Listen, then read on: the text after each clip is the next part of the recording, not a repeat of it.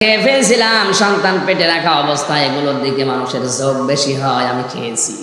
মনে করলাম তোর নানি মনে হয় দিয়েছে। পরে দেখি না, পাশের বাড়ির একজন এটা রোদে দিয়েছে শোকাতে। বাবারে, মানুষের জিনিস আমি না বলে খেয়ে ফেলেছি তোকে পেটে রাখা অবস্থায়। এই জন্যে মনে হয় ওই প্রভাব তোর মেধার উপরে পড়েছে, এই কারণে তোর পড়া মনে থাকে না।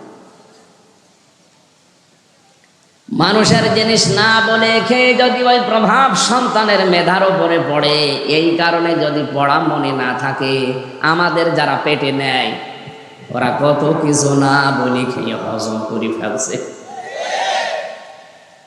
সন্তান ইবনে আব্দুল কাদের জিলানী আপনাকে আল্লাহ দেবে। আমি বলছিলাম পড়ার হকের বিষয়ে। আপনি কোনো বিষয় পড়তে চাইলে আপনাকে ওইটা শুদ্ধ করে পড়া লাগবে। এই জন্য কোরআন পড়ার ব্যাপারে আল্লাহর তাকে